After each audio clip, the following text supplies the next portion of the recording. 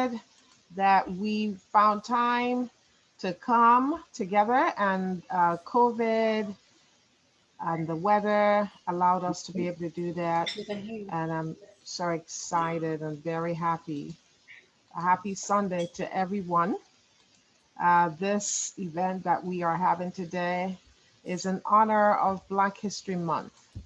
And we are happy that we are alive to be able to honor those who paved the way for us and who suffered and made us who we are today.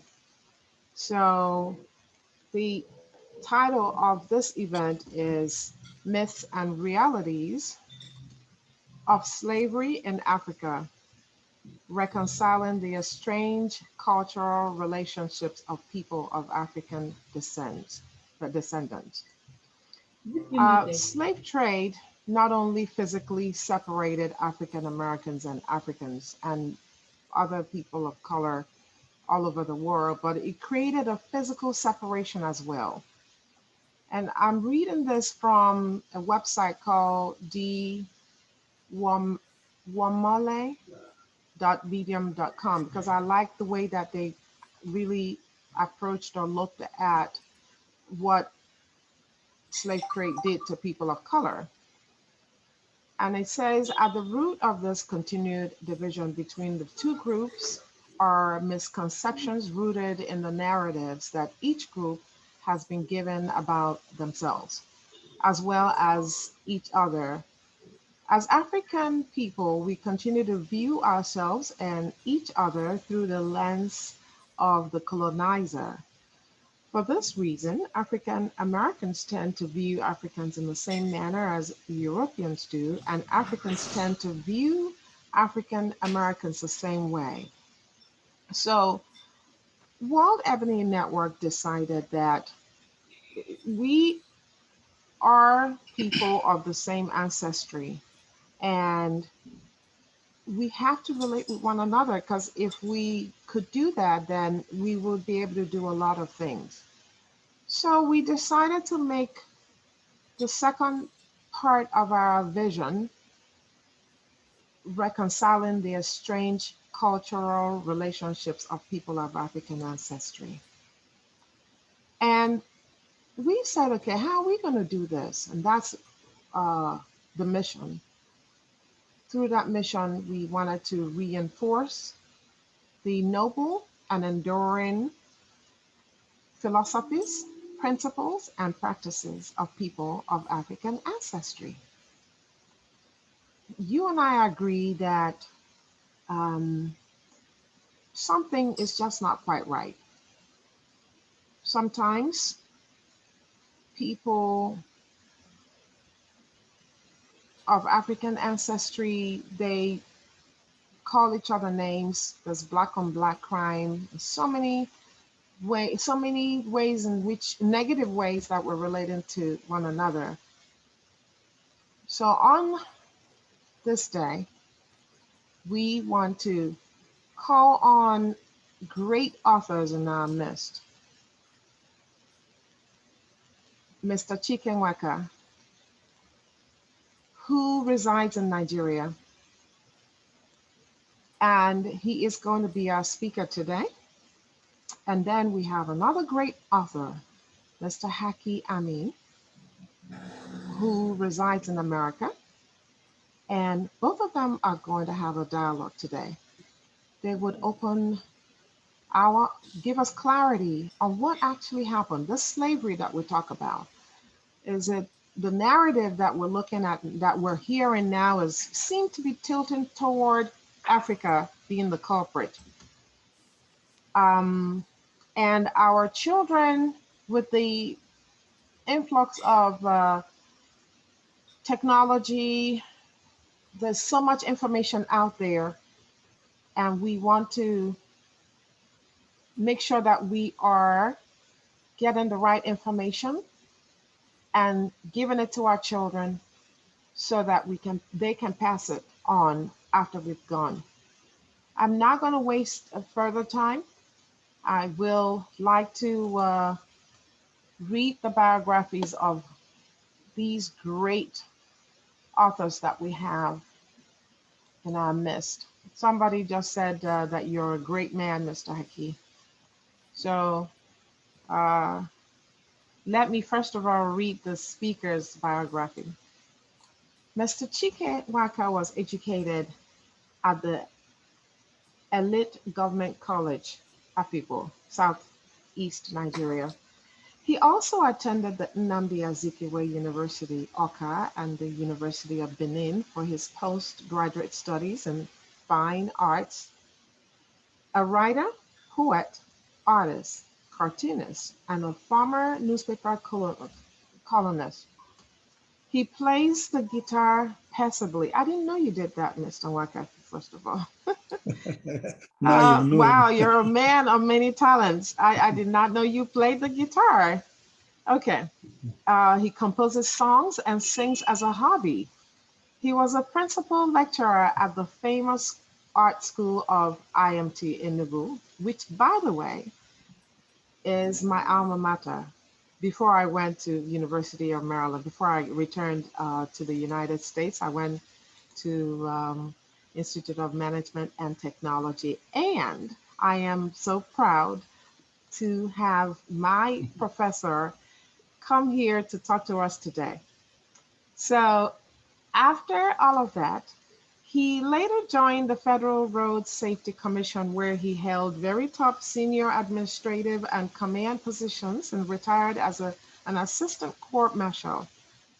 The book, I will tell you only the truth about the land of Aro as it was handed down to us by our fathers as preserved in our ageless folklore nuggets of truth securely kept in the universal memory store, tapped therefrom by our historian bards who reveal them to the people of canticles of unrivaled melody and in verses of unmatched poetry, even as they are manually recorded by our skilled chroniclers in our sacred Nsibiri scripts. That book is called Ezechima. He's the author of that book. And I just got my copy yesterday. Thank you very much. So Thank you very you much. capture history. You basically are a historian, and we're so excited that you are in our midst. Thank you very much for honoring this invitation to come talk to us. And moderating this show is my wonderful friend, Mr. Haki Ammi. I just recently met him, and he is a Baltimore native who currently resides in the Yale Heights community. Haki is an honorably discharged United States Navy veteran, best-selling author, event speaker, radio host, and entrepreneurial advocate. He has worked in the Baltimore City Fire Department as a firefighter EMT since 2004. Mr. Haki, that is amazing. You know, I just respect the fact that you are one of those people in our communities protecting us. It's not easy to be a firefighter, so I really, really appreciate you here. Mr. Ami volunteers as board members of the Balkan Blazers, a trade association of African American firefighters. He served as the recording secretary and now as the political director. The citizens of Maryland's District 44A elected him to the Baltimore City Democratic State Central Committee in 2018. Haki currently serves as the treasurer for Baltimore City Democratic Party. He has been a supporter of the Maryland Legislative Black Caucus by informing citizens about caucus events and promoting, and arranging media appearances and interviews for caucus members. He has participated in various political campaigns as an advisor, advisory committee advisor, outreach coordinator, get out the vote consultant, and election day manager. I really want to say a huge welcome to my wonderful friends today, and I am going to hand over the microphone to Mr. Haki Ammi, who will be able to lead us in today's conversation. Thank you so very much, Mr. Ammi. All right. So everybody hear me? Mic check. Everybody hear me? Loud Yes, and we clear? can. Okay, beautiful, beautiful. Well, I want to first thank you, Sister, for giving me this opportunity, and thank all of the African people from all over the world who are listening into this discussion, and particularly, specifically, my brother, Yes. brother from Nigeria, and my other friends from Nigeria. I believe, correct me if I'm wrong, the correct introduction or how you greet people is Kido. Is that Emo? Is that right? Oh, Kedu. yeah. Kedu, I do. Kedu. Kedu. Okay, Yeah. okay. All right. Kedu. All right, Kedu to everybody. So, everybody on here, Igbo, or mostly, Yeah. or any Igbo, mostly, or Yoruba, or Hausa, or Igbo. They actually, based on what I see from our participants here, there are people from all over the place. Okay. All right. Thank you. All right. I'm trying to get an education here anyway, so as well. But I appreciate the opportunity. I see we have a few, someone from Tanzania, well, from by way of US, and Dr. Rogers is on, some of the local people that are here in the US. So we appreciate this opportunity. As we had the discussion, Sister, about the role of slavery, there are many, like you said, many myths and misconceptions, uh, particularly right now in the history of where persons of African descent that are in the United States, where we stand, for instance, in our interactions with people that are still in Africa. And so, in a point of clarity, as Malcolm X said, you still are a kitten, even though you, uh, although you may be born in a different location. And so, and there's also many discussions around who's to blame, for what happened to African people. And I don't think that that's an absolute clear thing that we can say for sure, because there were many variables and there were many things that people did not necessarily know. But I'm not going to give any of my perceptions during this time. I certainly want to allow for Baba in Waka, correct? In Waka, Chiki, and Waka to share. Did I say it? You Chiki? are murdering my name. Okay. I'll allow for my brother to share. And we have I'm sure, some amazing people on here that can, give other inputs as well. And so I'll just open and allow for my elder to share, just open up in terms of your understanding of this topic. You can just share an opening statement if you care to, and we'll kind of take the conversation there. Um, Brother Haki? Yes, I hear you loud and clear. You good? Oh, okay, that's good. So I can go ahead, eh? Yes. Okay.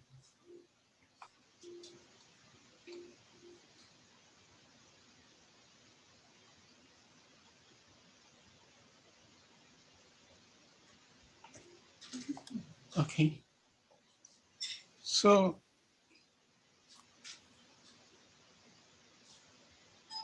yes, we are in a situation where the hunter and the lion are involved. And the story of the hunt is being told by the hunter. And as long as the lion doesn't have, or lions don't have their own storytellers, the tales of the hunt shall always exalt the hunter. This is an Igbo proverb. Throughout indigenous Africa, you find out that this proverb has similar proverbs. Then again, it was Michael Stanford in his book, A Companion to the Study of History, that said,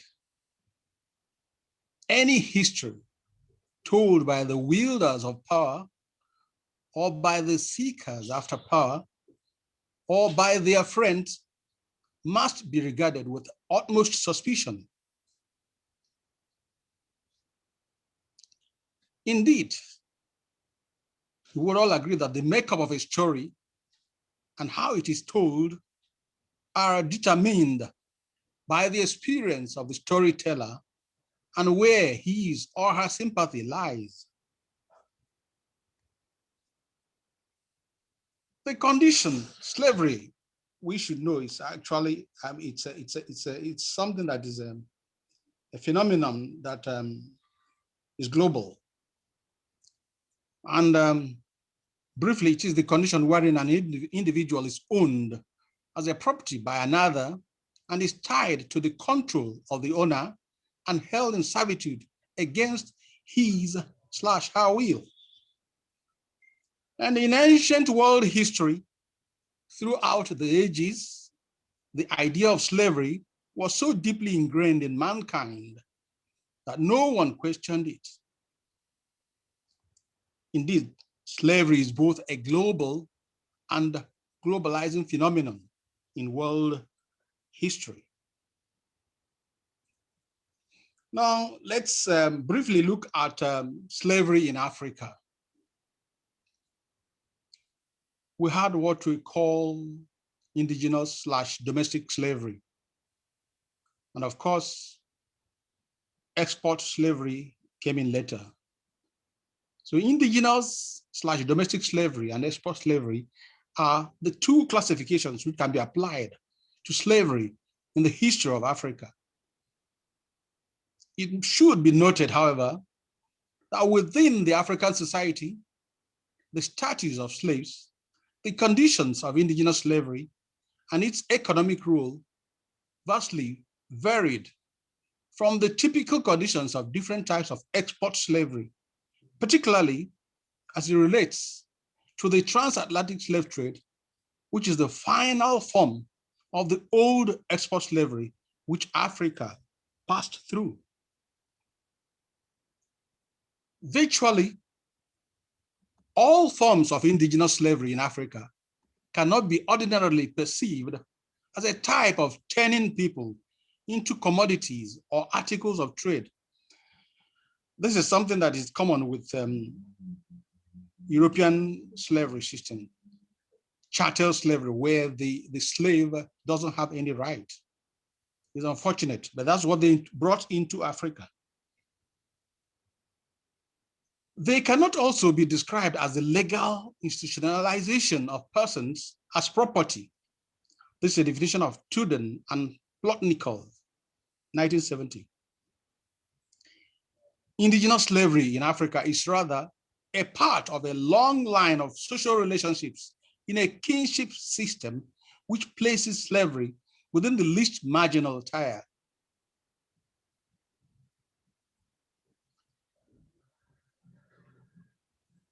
Although the slave in Igbo society, I'm trying to bring it a little more home now. You have to bear in mind that I come from an African society, a West African society, the Igbo exactly. So I would have to go down to discuss the Igbo society, the slave in the Igbo society. Although indigenous slavery existed as part of Igbo indigenous inheritance, however, Uchendo and Anyanwu stress that indigenous slavery in Igbo land is not in conformity with those elements emphasized in European slavery concepts. Who are the Igbo? The Igbo is a major ethnic group occupying the southeastern part of Nigeria and some areas of the Niger Delta region. It is arguably the largest ethnic group in Nigeria. Igbo is the language spoken among the Igbo. However, it must be understood that there is nothing like a central or union Igbo spoken in any parts of Igbo land. Every clan or sub-Igbo group speaks a dialect of the Igbo language. And of course, the Igbo were not a politically cohesive entity before the onset of British colonization of the Niger area. Although they speak one language, the Igbo people's identity as a group was not firm. The Igbo had many politically independent communities without a proper national cohesion. However, this is very important because we're going to know the Igbo really, who they are, the character traits. However, there are certain readily observable characteristic traits which run through the Igbo.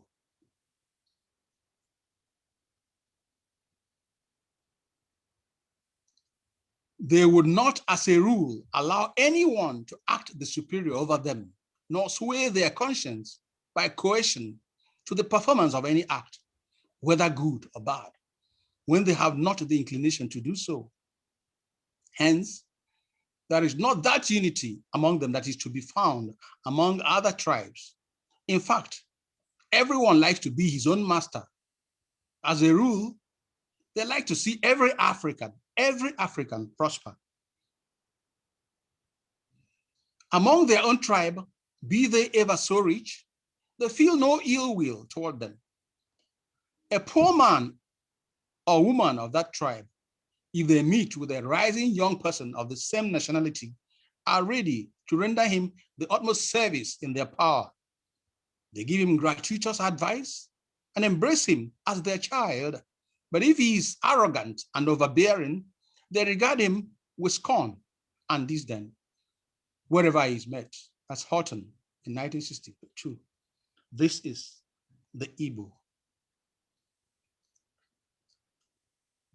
Continuing, let's see what some American historians in the Columbia history of the world talked about the transatlantic slave trade.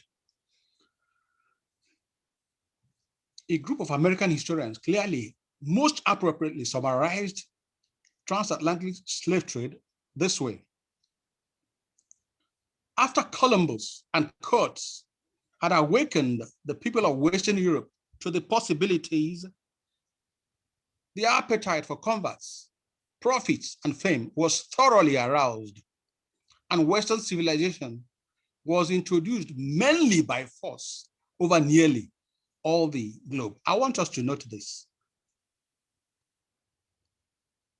Western civilization was introduced mainly by force over nearly all the globe.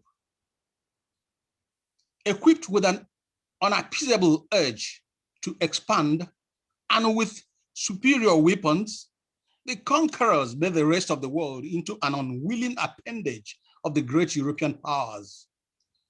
The peoples of these continents were, in short, the victims of a ruthless, unrelenting exploitation.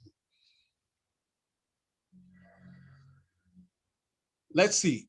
At a point, they told us in Africa, they were abolishing slave trade because it wasn't good. But then, when we look at the abolition of slave trade, actually, we realize that it is more or less a big scam, a hoax. The much touted abolition of slavery was a big hoax. European powers merely replaced it with a more comprehensive, insidious form of slavery, which is colonialism, in which they enslaved the people, their minds and bodies, their lands, and all their resources. The Berlin Conference of 1884 the European powers converged over a massive slaughter slab of a table on which they spread out a large map of Africa. A dressed carcass, I've seen Africa as a dressed carcass, hungry hyenas they are, hovering over a prey. In faraway Berlin, with their long knives, they carved out chunks of Africa to themselves. It's a pity. However, in all this, I would say, if we, as Africans, think that by apportioning blame to ourselves, to others, that we are doing ourselves any good, then we must be mistaken. Because it is still part of that scheme to keep us down. Now, let me put it this way. We must realize that the major challenge confronting anyone who would delve into the past of a people is, without doubt, the understanding and interpretation of events and activities which happened in the past. In the realization that the circumstances and environments then have been drastically altered or even completely eliminated. The constraint then is that one cannot but try to rationalize the thinking and reasoning of those who lived within the past period in question, more so when majority of them are passed on. In fact, all of them are passed on.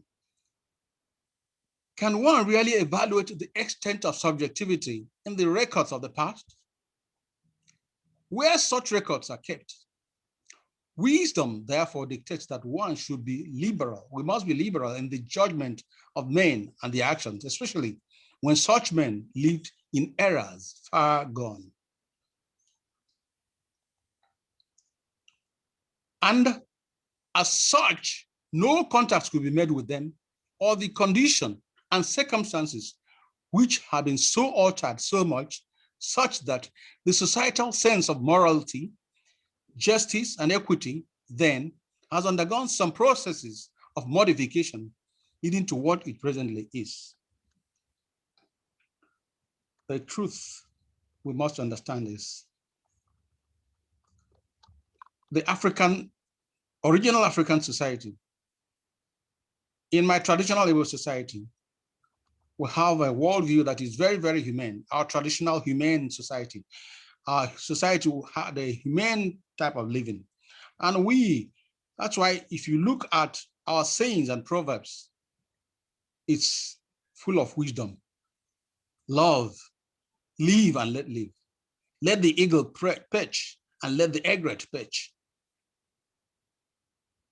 We never had the mind of trying to occupy, to possess what never belonged to us. But you see, some people came from far away lands in very large ships. We never knew the distance they covered to get to us. We never knew that the people they were taking away were going beyond the island of Bonny, within our borders, within our coast there. But these people came, and all those who tried to oppose them initially, they demonized and eventually waged wars against them, trying to annihilate them. And unfortunately, we should know that these same people instigated wars, tribal wars. They incited people against one another.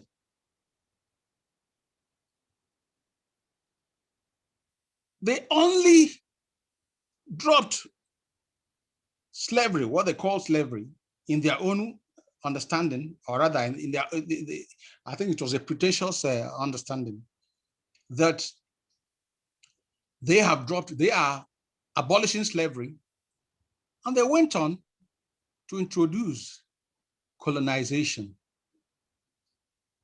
What an irony. But all these things were just for their own good, for their own selfish good. When they found out that slavery was no longer paying them because of the many debts on the route, the passage, and many revolts, many rebellions, they decided that, well, what are we wasting our time for? Let us come over here to Africa, not only owning these people, we own their minds, we own their lands. They took over all our resources. They took over our minds by giving us an adulterated version of their religion.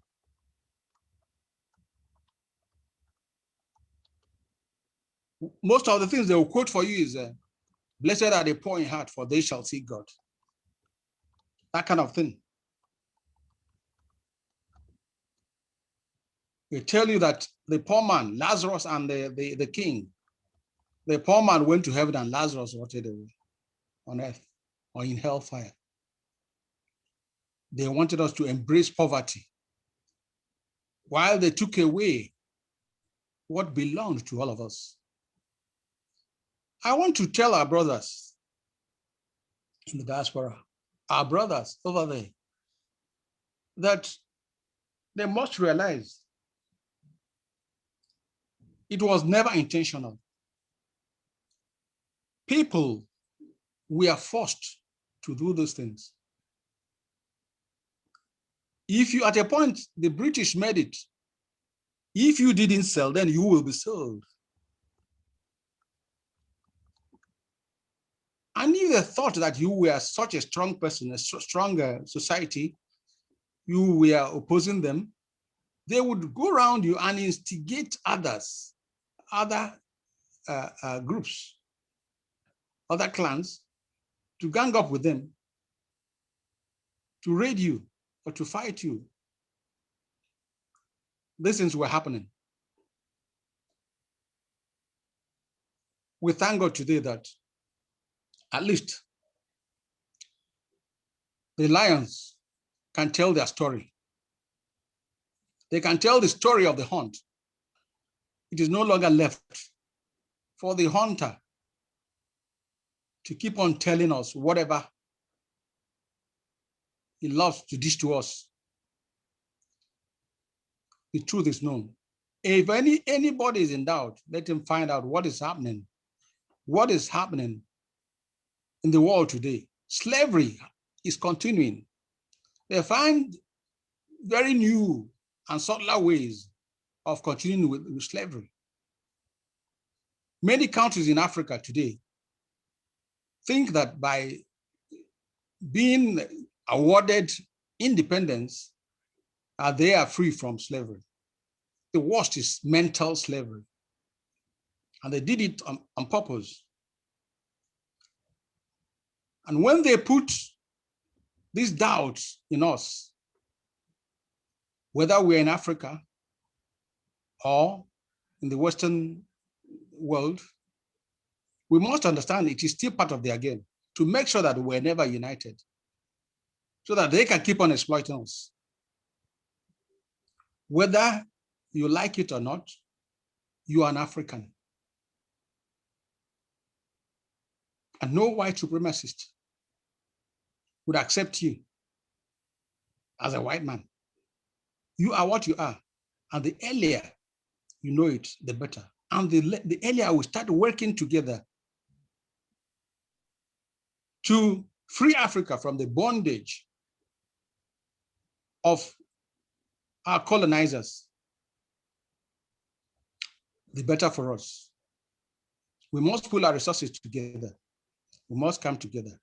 We must not look at the past. The past has come. It has gone. We must say to ourselves, it's time to move ahead. We must not look back. We must not keep looking back at the past. It is only this way, by doing this, by coming together, by realizing that there's no way we can actually bring back the past. We cannot judge the people of the past because we don't know what was happening then. We can't go back into the past and situate it with the present because everything has changed. Morality, the thinking of men, the world itself has changed. So I want to appeal to our brothers of African descent, wherever they are, to realize that it is time to come together and move ahead. Thank you very much.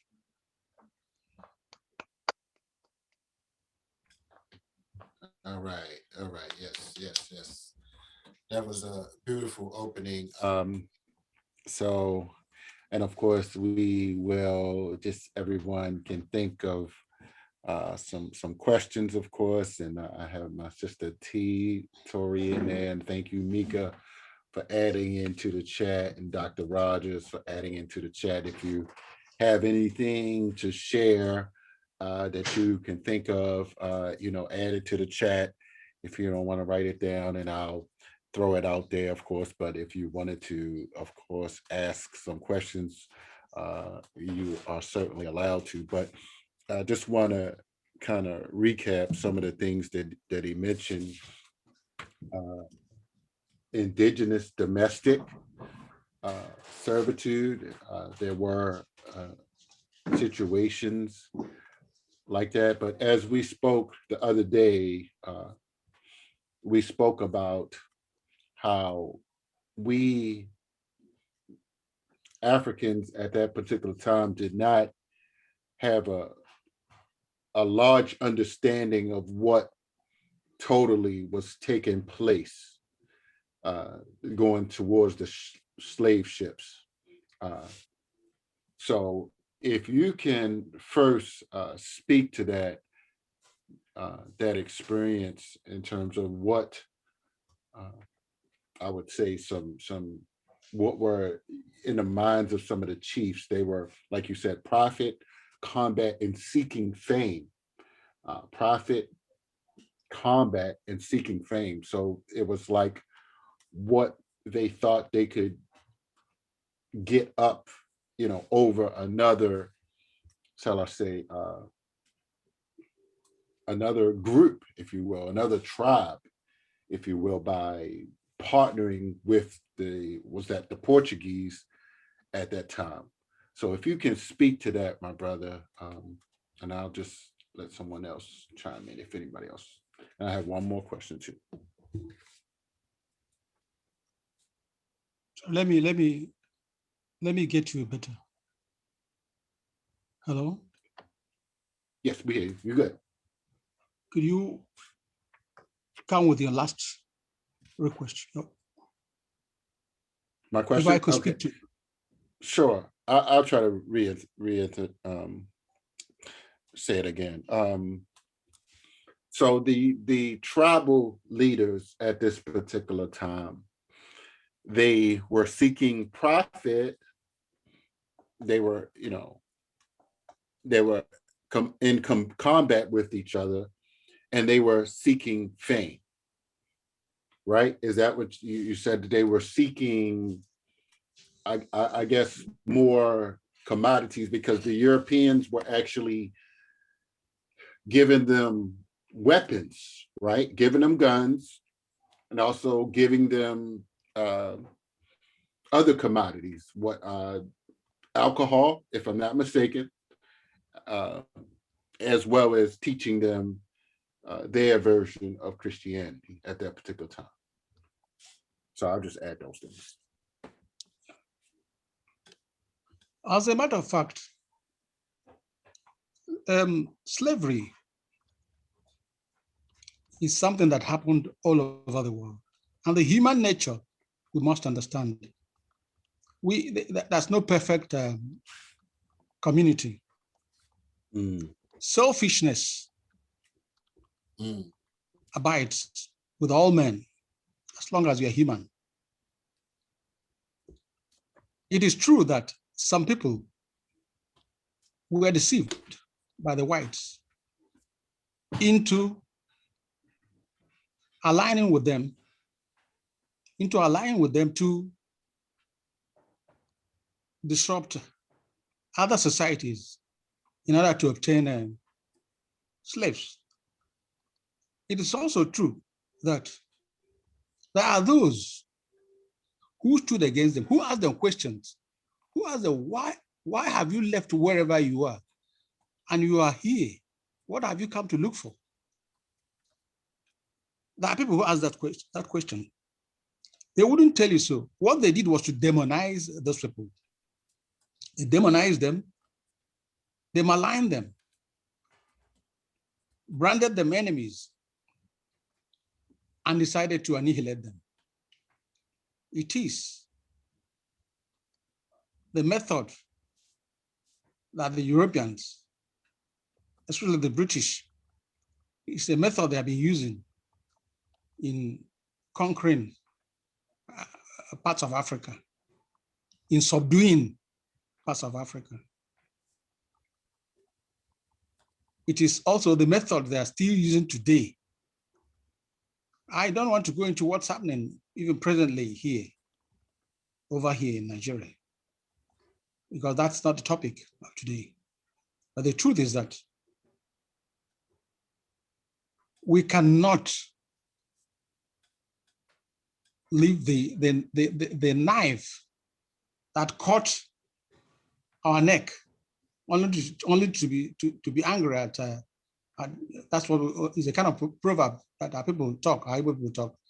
We say that the fowl left the knife that cut his neck, and is now bearing grudge against the soup pot.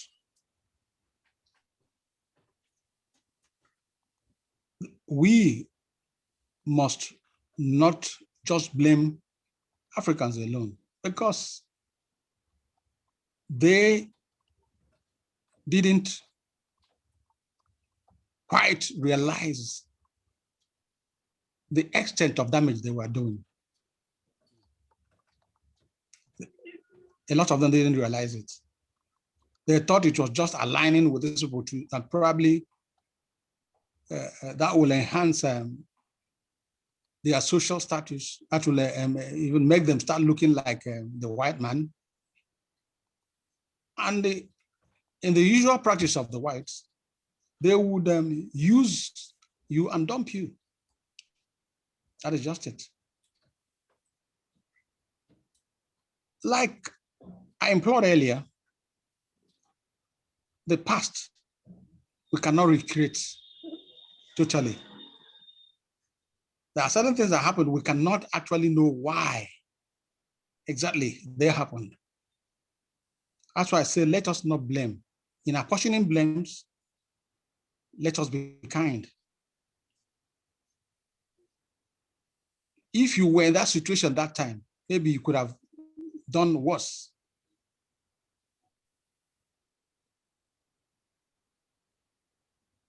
So I will keep on imploring our brother Africans and sisters there.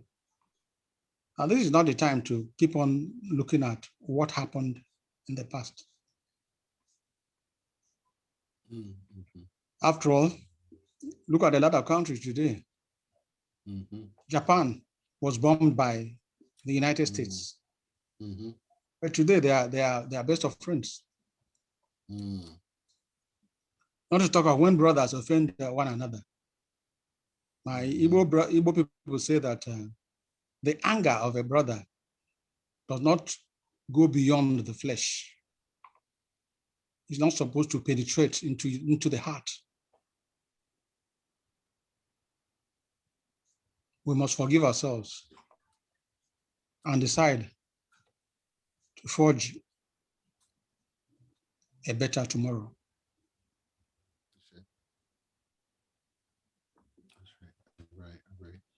Yes. So let me just read some of the comments. I believe Mika and Rachel said something. So appreciate your inputs, Elder.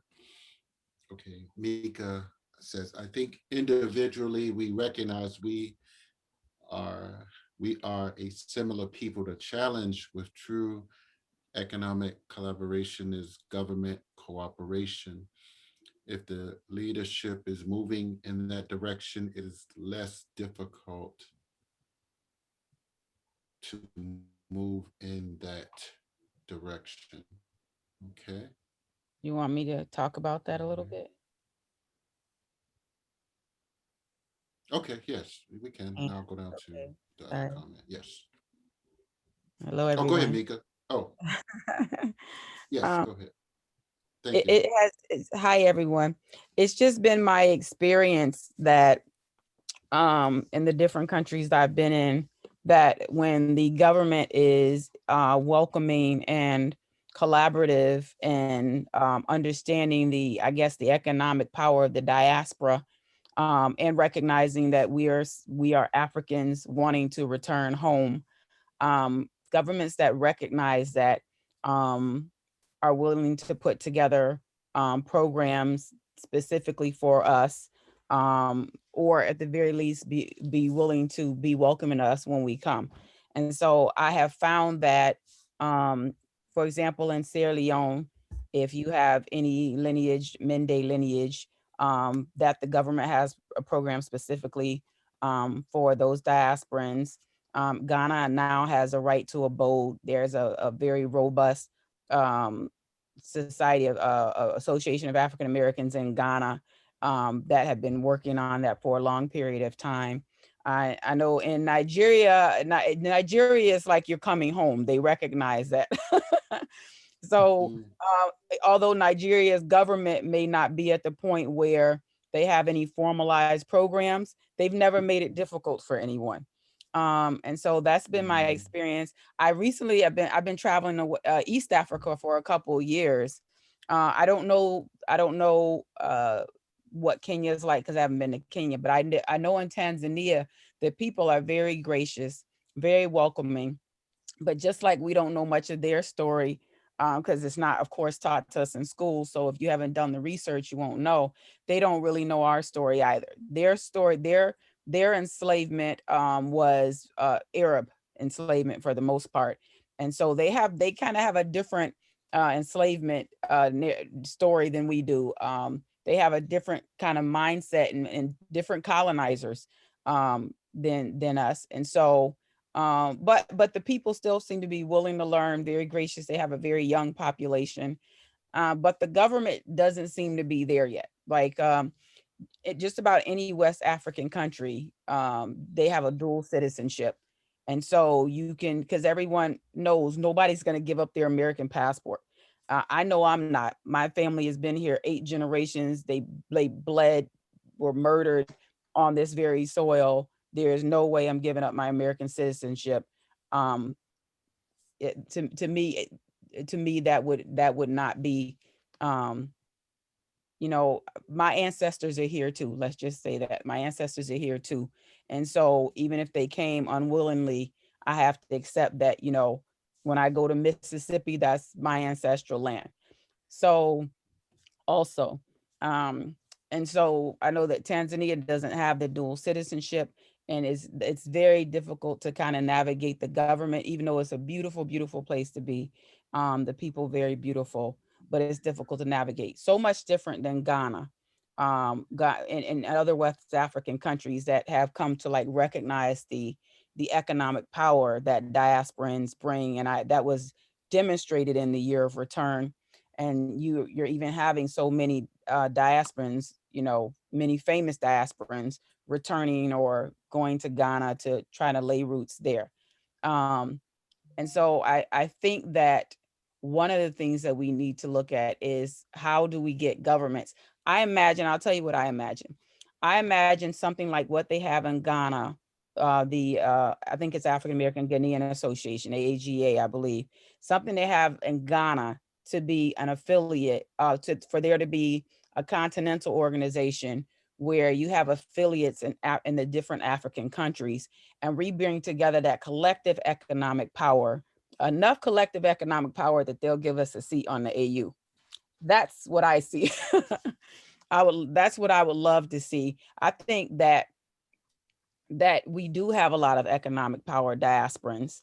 And I think that there are so many Africans who have traveled outside the country and returned, they're still connected to their homeland. And I mean, recent, like Africans that were born in Africa, and they see all of the potential of us working together to strengthen the continent. The question is, how do we organize ourselves to be able to manifest that, considering the challenges that we would have with individual governments? You know, Ghana may be very gracious and understanding because African Americans have been going to Ghana, and same thing with Nigeria for so many decades. But there are other countries in Africa that have not had that experience, and not just with African Americans and, you know, or diasporans, but even with other Africans. You go to African countries, some African countries, and even their interactions with other Africans is not such that they kind of recognize that, okay, we're all continental Africans. And so maybe there should be a special category when it comes to how do you deal with us economically. But for you to go someplace and they deal with you the same way they deal with Arabs or Europeans or Indians, you know, it's why should another African have to be at a disadvantage like that? When these, you know, some of these people have had a head start for generations, for pulling the resources right out of Africa, and then Africans come and they want to be economically viable in another African nation, and you know it's difficult to do because they want to hold you to the same standard as the Europeans or the Arabs, who were the enslavers. So anyway, thanks for listening.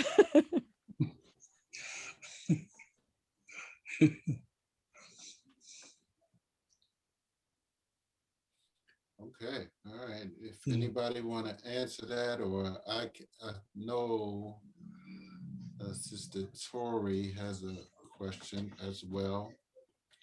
Tori, you want to come up? Or I do. Thank you so much. So, Elder, I appreciate you sharing the sentiment and sort of setting before us the mindset of what you feel Igbo people and Nigerians specifically, and also the specifics of the diaspora.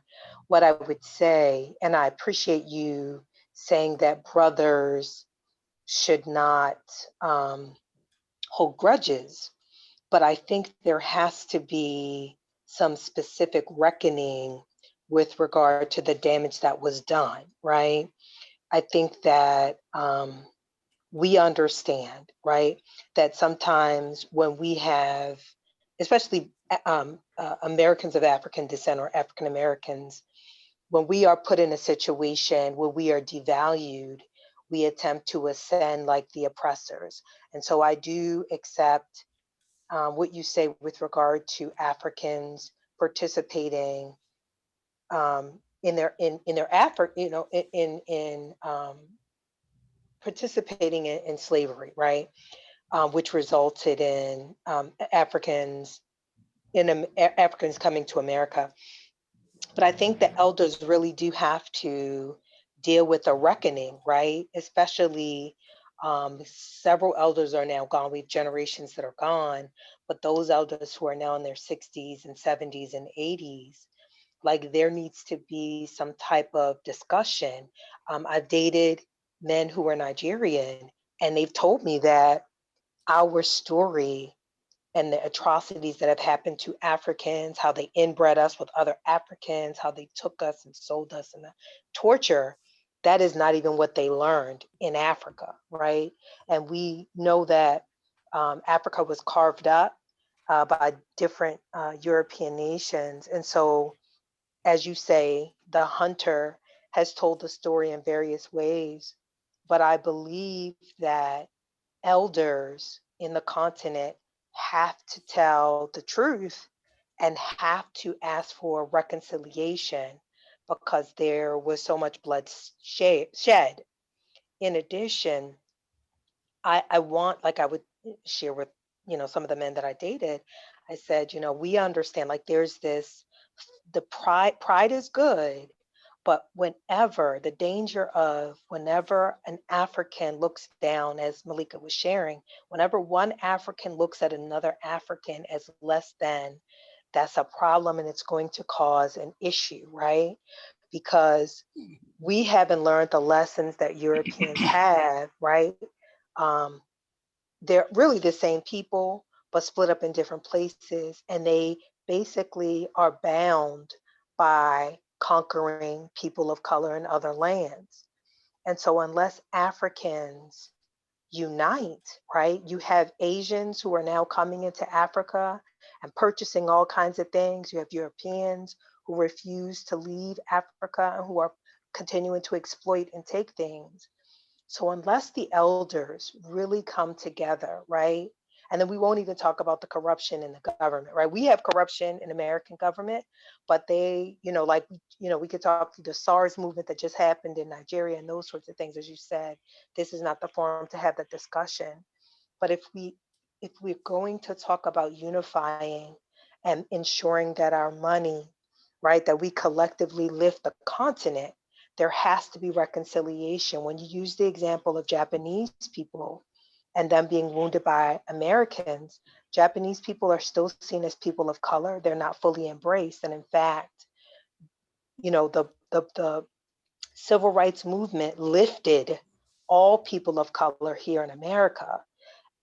However, Japanese people were also compensated with reparations. So getting back to tying in Malika's point with regard to, there needs to be some specific, like direct reconciliation to involve forgiveness, and then some type of programs to allow us to literally pick the continent, right? Once we figure out our roots, to pick the continent or the country that we want to come to, and there be some type of entryway or pathway in for us to immigrate if we want to, whatever the case may be, if we want to just live there seasonally, whatever the case may be. I've always wanted to reconnect with Africa, right? Regardless of a country. But there has to really be some truth telling, because if we don't deal with the truth of the matter, right? Of course, I want to honor and forgive what happened with my elders, but you have to admit the damage that was done, right? There has to be, can't just say, don't hold a grudge. The torture that Africans in America endured, right? They worked us until our tendons, right, fell off our bones, and raped and pillaged men and women. So we know, right, culturally, our people, our families are specific. The African culture is family, but the mocking and the making fun of, even with people who are coming here now, even certain words like akata, is it akata, which is where we refer to as wild animals, just the whole, like there really needs to be a reckoning, right, to discuss. And so Elder, I'm going to be quiet and let you sort of respond to that piece of it. But again, I really appreciate you being on this call and just giving the wisdom, right? The Proverbs, the wisdom, and just sharing. So I'm going to be quiet, Elder. I think the elder's name is Chike, right? And allow you to respond to, for you to respond to me. So thank you. Thank you very much. Thank you. Thank you, Asante. Well, go ahead. Oh, Haki, if you could let Yeah, the elder respond. Go ahead, Elder. You can respond. As a matter of fact, I am so happy with your reaction. Honestly, whatever happens, we must think seriously about reconciliation. We must tell ourselves the truth. We must genuinely say, we are sorry for what happened. It is true that all those who committed those crimes are no longer here with us. But then we are here. They are still represented. It is a project that we must pursue. Izzy? Yes, sir. Please let's have this in mind and put it into our program. We must work towards genuine reconciliation. Tell ourselves the truth so that we can forgive. Even if we don't forget, let us forgive. It's very, very, because it's difficult to forget such things. But when we realize that whatever happens, it's for the good of us. I'll tell you something. Your experience over there is an enabler. For those of you who are there, those of you, your ancestors have been there. You have benefited so much, you have learned so much from the two worlds. And that could help the rebuilding of Africa. We must look at that direction very, very honestly, and so please, I want to thank Meka Maji. Am I right? Yes, Elder. Thank you very much, please. Mr. Haki, let me see if I can add to Who is what that the elder speaking? said. Please announce yourself. And Who's I that speaking? apologize, Elder. I lost my thing. So yes, I 100% agree with what you said. I apologize. Lost my volume for a second. Sorry, go ahead. Oh, okay. I'm sorry. Yes. In response to your request, Mr. Nwaka, our elder, yes, that's the essence of the cultural, well, the organization as a whole. That's the essence of that. It's a platform of reconciliation. That's why we have that second vision. World Ebony Network is a three-pronged vision. The first one is to plead and advance the socioeconomic causes of people of African ancestry. The second one is to reconcile the estranged cultural relationships of people of African ancestry. And the third one is to appreciate the good aspects of other heritages. The reason that that we have that second aspect of our vision is because of my own experiences as someone who was born in Tuskegee, Alabama in 1967. That was during the civil rights movement. And my father, who was a student, I was born to immigrant parents, he was one of the people who went out to the community. Of course, it was our community. When I say I'm talking about people, Black people, that didn't matter where they came from. At that time, there weren't too many Nigerians. There weren't even too many Africans in America. They were all going to Europe. So my father was one of the people who went out to teach how to read and write, and he almost got killed. So when it comes to the civil rights time, I would say my family contributed to, making sure that we were liberated as people of color.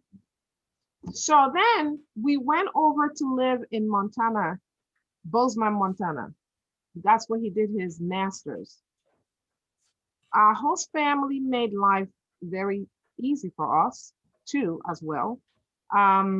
Because in that Bozeman, there were only 5 Black families, and then they helped us to settle there, and then my dad even started a nonprofit. But it did not stop my father from speaking for the African Americans, and also for, at that time, it was the Nigerian Civil War, and the Igbos were, there was a war between them and, you know, well, other, you don't know. So he literally became a storyteller, just like you. They invited him to come and tell the stories of the Black people. Then he will connect the African American experience to the Igbo people and their suffering. And that's what that friendship agricultural mission that he started was about. Somebody said in the chat that the Igbos are Hebrews. I don't know, but it could be true because we've heard all about it. But yeah, in the Bible, that culture is there. You know, the way that the Igbos do things, and a lot of things. So it's not only just that the Bible favored those who came to oppress us. That's another story. But the reason I returned to America and decided to start World Ebony Network, not even realizing that this is that it was similar to what my parents have been talking about. So I guess when you talk about things over and over again, people around you pick on it, and then so the reason I started it was because I saw that in Nigeria I was being looked at as someone who came amongst my siblings, because I met my siblings for the first time. So what were they looking at? They saw me as an African American. They saw me, and then I saw myself as a Black soul that went into an Nigerian family and then landed in Africa. But I also wanted to fit in there. Whatever I was speaking, because they would laugh, you know, with admiration. It wasn't like they would just admire me. They wanted to treasure me and everything. And some people also, toward my latter part of my stay there, took advantage of me too, because they were seeing the dollar figure. And so at some point I even stopped talking about, I didn't want anybody to know that that I was born somewhere else. And then when I came back to America, I now had to unfortunately face divorce and stuff like that, and I didn't get out of that divorce because the people in that time in the Igbo community didn't really divorce like that. But so I wasn't seen, I felt like I'll bring shame to the community. And then then I also ended up working in other places where I didn't even see the Igbo people too. So I felt that I should really start this platform so that my African American brothers and sisters do not see me as somebody else, then the African people don't see me as someone else. I just found myself between the rock and the hard place. So I completely understand what you're talking about in terms of the truth, the reconciliation, the things that they did to us when we went to Nigeria. If I stood on those things, if I said they were fighting us on land case and stuff like, barely even allowed us to even enjoy the Nigeria that my parents went to, then I would not do anything about Africa. But I also realized, having eaten things like icheku and odara and all that, I have not had that since I came here. My kids don't even know what that is. Those are even mango. My dad being an agriculturist, we had mango trees at the back of our house. Now I have to go to the store to go and buy it. So I felt that this platform should really help with that reconciliation. But we also have to understand that going and learning about, going back to where you come from, that those people do things in a certain way. So I cannot go to Mr. Nwaka, for instance, now and talk to him the way that we are being taught now, as in talk to you like my peer. You and I can have conversations, but I must respect you. I can't go to Igbo land now and say because I'm liberated as whatever, that I cannot recognize the fact that you, being a man, lead the community. that I being not that we're not equals, we're equals, but you are the one that have to protect me. And that's why I said the Igbo culture is like that in the Bible. So I'm not even going to, this is a lesson for another time, but I'm just trying to say that Walter Being Network is that platform now. That's why we call it a culture competence platform that is now providing that advocacy, that support from that cultural angle for us to be able to reconnect in truth. That truth is what is bringing us here, like some of us have said. Even when we're trying to move ahead, we also have to be sometimes go back and look at history. Now, in terms of looking at history, we want to say, we want to forgive, but is it really true that Africans participated in that slavery? Or were they, and that's what you were saying, Mr. Nwaka, they were twisted, their arms were twisted, they were almost killed and stuff like that. Because I know in Ohafia, my mom tells me the story of someone in the community who they came to capture him, and he ended up killing those people who came to capture them during that time. So we have that platform. But Mr. Haki said I can show the video. So I just had to show this video of the impact that not reconciling or not having an understanding is having on even our children. If we do not help to tell them the truth, or at least help to also let them, go to Africa or do something that will help them reconnect. With technology, that divide will continue to be wide, and it's going to be a big problem. So let me just go ahead and share. I can share it, Mr. Haki. Can I go ahead? Yep, we good. Yeah, and when we come back, we'll, a few more people have some comments and a few people are in the chat. But yes, let's do the video. Okay. Thanks. Okay. All right. Share Let screen. me Okay. move this about ahead.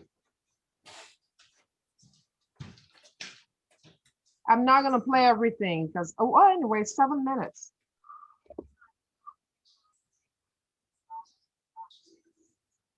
We got sound.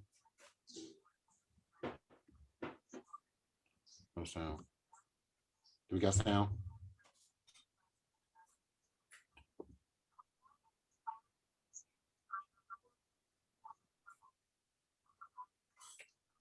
Can anybody hear from me?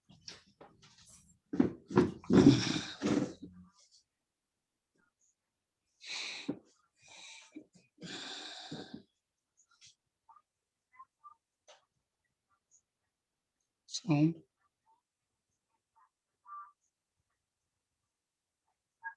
No sound. No, No sound, sis. no sound. Yes.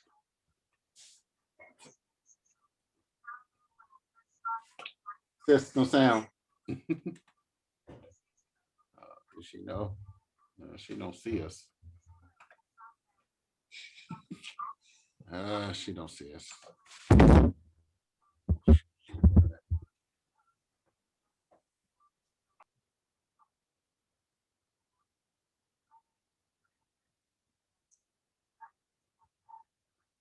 No sound.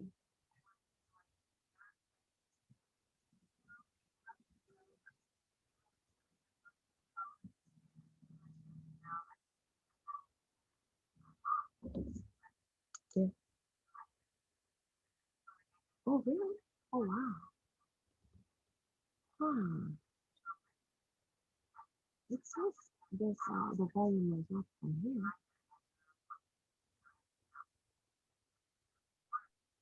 Try again. Stop and share.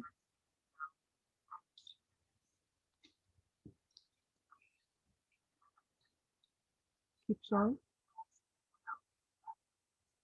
Okay.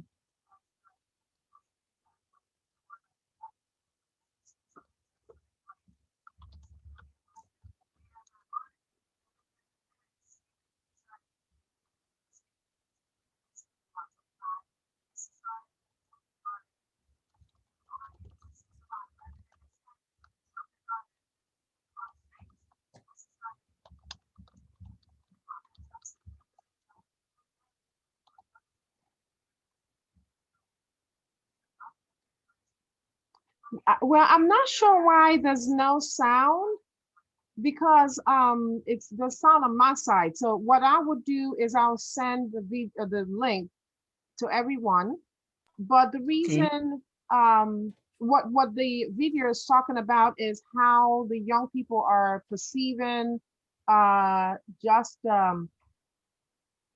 not having their identity, not knowing where they come from, not making that connection and not reconciling. If we do not do something about it, like some of us are saying here, or like we're all saying, then there's going to be more of this, and we're not going to be able to go back economically and you know help take those resources that actually belong to us. So I will send the link and then we can and look at it. Yes, we have to connect the youth. That's what exactly what I am saying. Because some of us are telling the youth we're Indians and all that. I'm not saying we're not, but we have to really tell them the truth about, tell them about the resources, help them with their identity.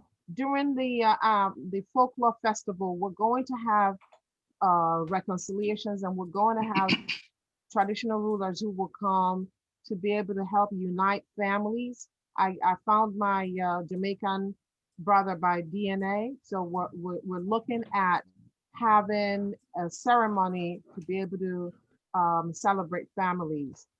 And I'm going to hand it back over to you, Mr. Haki.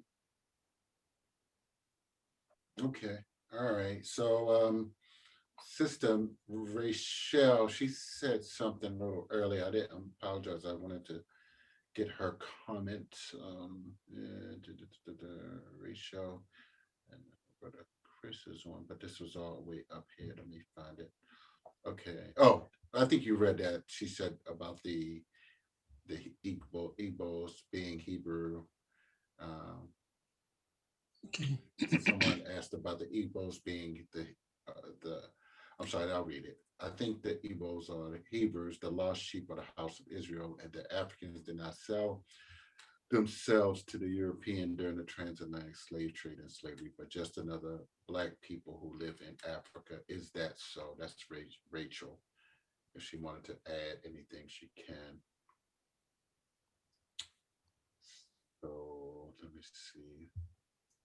If you want to add to that comment, I'm just scrolling down and see what other questions Brother Chris said.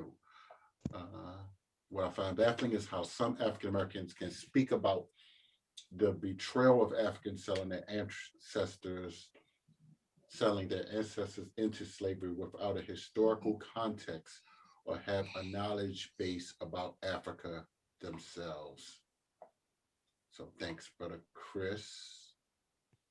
If you and Penny, if you want to add to that, let's get some other people. If anybody else would like to add to the discussion, and we have a brother from brother Haitian brother. He's in Uganda. I know he goes from Kenya to Uganda to Tanzania. If he wanted to say anything, of course, two people. And it says two people raised their hand. Did somebody wanted to say something? It says some people raised their hand. I can't see who those people were. Oh, Rachel and Inspire Ministries. All you gotta do is unmute. All you gotta do is unmute. Let me see. All you gotta do is unmute Rachel and Inspire Ministries. About Yes, can I speak? Okay, that's Rachel. Yes. Okay, So you can. I am wondering if the people in Africa are aware because I was in search for the identity of my people. I am a citizen of Suriname. It is a South American country in the north of Brazil. And I was was in search. I was in search for my identity because I am living in a multicultural society. We have Chinese, we have Japanese, Indians, white people. We have different people here, and the Chinese. Everybody is called at the name of their country. The Chinese from China, the Japanese from Java, the Indians from India.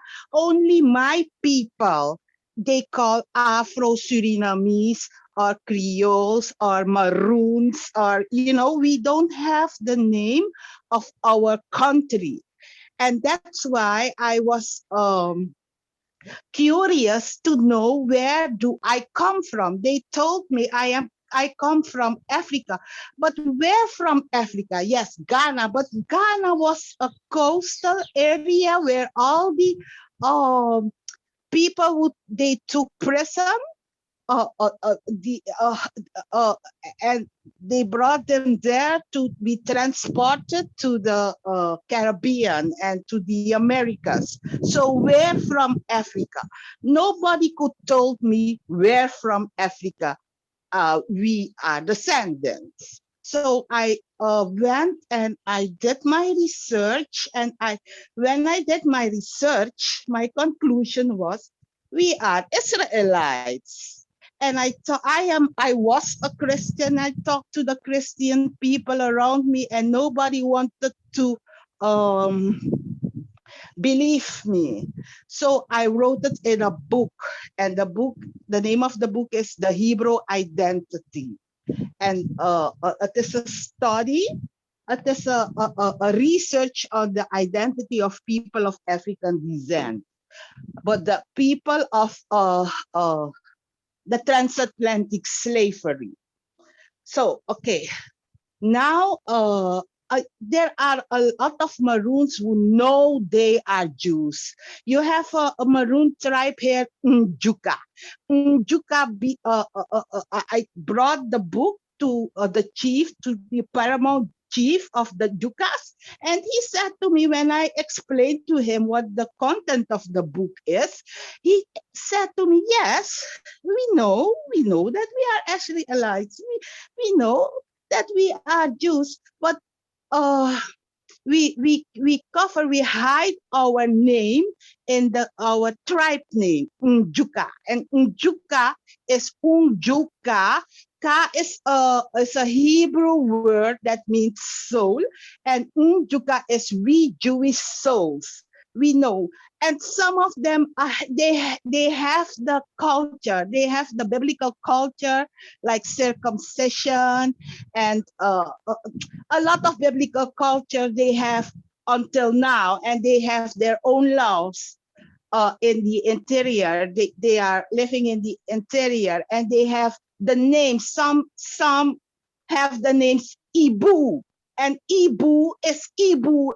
Hebrew is a corrupt version of the word Hebrew, I think.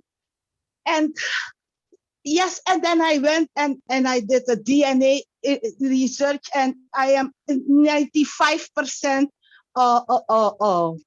origin is Nigeria, 98%. And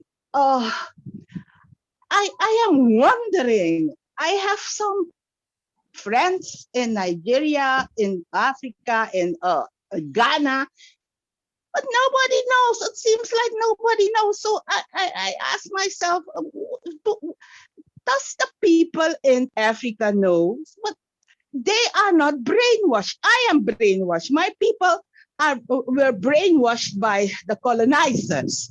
They took our history, they took our names, they took our culture, they took our language. We are not anymore the same. We are not what we are, But the people in Africa, they are not brainwashed.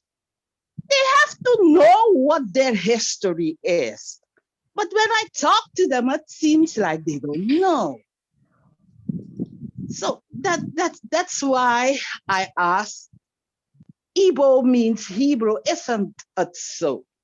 Isn't it that the Africans sold another black people we were living among them, and they know they are not Africans, and that's why they sold them.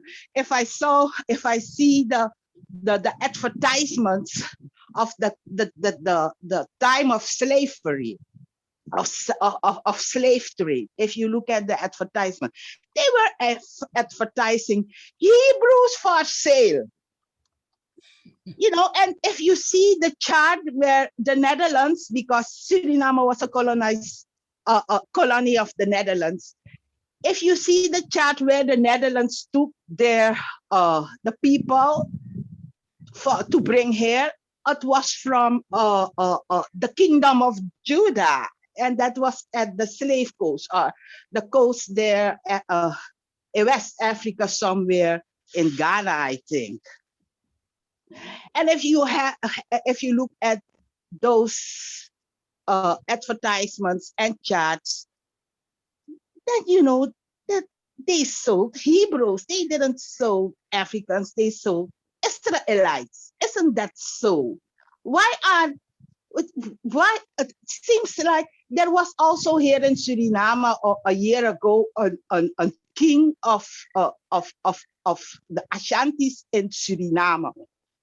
I gave him a book, but he didn't talk about that because people were mad at him because they say they sold us, but he didn't. He said nothing about it's not true or so. So that's why I'm asking myself: do the people in Africa know their history, or not? I don't know. That's my comment. Can I react? Can I react? Mhm. Yes. Okay. So we know our history. In Igbo,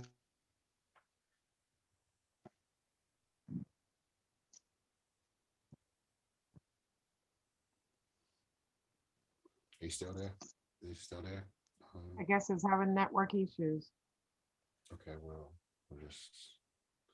we'll just pause, if I may. We'll go to Dr. Rogers here. Did you want to say something, brother? Until Brother Chike comes back. And let me just, Dr. Rogers, pause for a second. We have someone here who just chimed in, Senator Shirley Nathan Pulliam. She's the senator I'm sorry, she never retired, but from District 44, and she is from Jamaica, so the land of Garvey. So I appreciate her joining us here. So thank you, Senator. So we'll go to Dr. Rogers first, and if Brother Chike, if his network come back, hopefully we can get him on there. Dr. Rogers? Yes. So can you hear me? I'm going to put on my headphone. No, you don't need those. Can you hear me? Hello? Yeah, you're good. Yes, we You're good. can. Okay, great. Yeah. I was just going to say that, one, it's a pleasure and an honor to be here with you all. You know, my first experience traveling abroad was as an undergraduate student at North Carolina State University. And our advisors had the foresight to take us to Benin, Lomé, Togo, and Ghana. And as you can imagine, when we went to Benin, which was a central export space, as well as Ghana from the Elmina Castle of Africans from the African continent to the soil, for us, it was a spiritual overload. You know, in the videos, we watched them years later, we're crying, everybody's praying. It's a real emotional experience. But also we visited the Village du Benin, which was a foreign language institute in Lomé, Togo. And they literally had a top student that spoke 23 different languages, both, you know, European languages, indigenous languages. And so it showed us the brilliance of African people left undisturbed by European interaction, if you will. Things fall apart, Chinyon Achebe and the healers, Arma, and the like. And so out of those travel experiences, you know, for us as African-American students, members of the Black Student Union and the fraternity and things of this nature, it was truly an eye-opening experience, and it made us more confident, more aware of who we were. You know, we had studied things in the text, but to actually visit the continent was an affirmation beyond the text. You know, and each of us wrote papers about our experience from our particular majors. So it was an amazing experience. And I'd like to say to the 23 faculty, staff, and administrators who went with us, 23 student leaders, it was truly an amazing experience for us. Wow, that's amazing.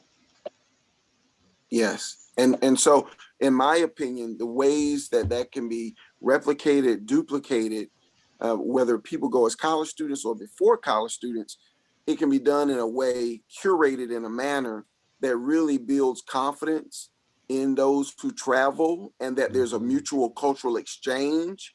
And we can have these dialogues we're having over Zoom, sitting down face to face over a bowl of soup or a bowl of you know, over cuisine, sitting with one another.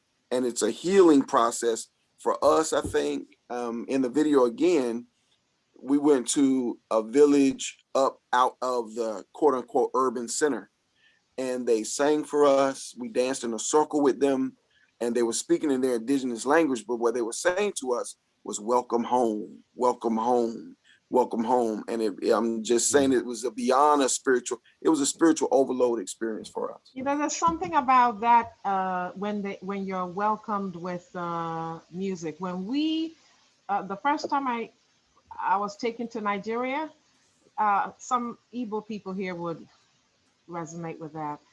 They actually welcomed us at the airport with music, with dancing.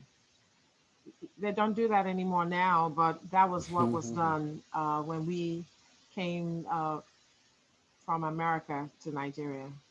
And they should. I think of, and I'm sorry, I'm transitioning to another Zoom that starts, but they should. And I think of the tradition when you go to Hawaii, and everyone that comes to Hawaii, they put a lei around, you know, the neck, and it's a part of the culture.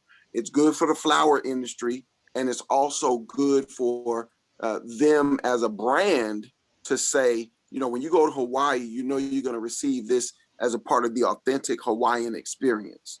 Well, and so to the degree that that can be reinstituted and become a part of the cultural exchange that we engage in, that's a magnificent thing. You're welcome to join to be involved in the planning of it, especially starting from the ethnic festival that we're doing, because in our organization we have traditional rulers who the goal is to have traditional ruler representation from all of the ethnic groups in Africa. That way it's easier for us to be able to apply different, you know, the different, like if it's we're dealing with Tanzania, then we can be able to do things according to their culture. If we're dealing with Igbo people, the same thing. So we need a lot of hands. We're looking for people to help us out. Feel free to do that. That way, when COVID is over next year, we can now go to those places, wherever we choose to go, doing the kind of thing that you said you did before. So I look forward to it, and thank you for the invitation. My answer is yes. Whenever Brother Haki Ammi says be there, I'll be there. And I really appreciate you all. I'm going to continue to listen. I'm going to transition to the other Zoom call I'm accountable to be a part of right now. Excellent. Yes, sir. Thank you so much. Thank you for your time, Baba. Yes. All right. So I guess we lost our Baba Chike. So hopefully he'll reconnect with us soon. But Sister, I know Mika is doing some work in Tanzania as well. So definitely I want you two to connect as well. So Senator Shirley Nathan Pulliam, I know Rachel did, no one answered your question. I don't want to ignore you. I wanted for Mr. Chike to respond, or if anyone else would like to add on to that. I know Brother Charles came in and answered her in the chat group. So, but I don't know how much he wanted to add on to that, but I'll let the expert have a snap at that. But Senator Shirley Nathan Pulliam, welcome.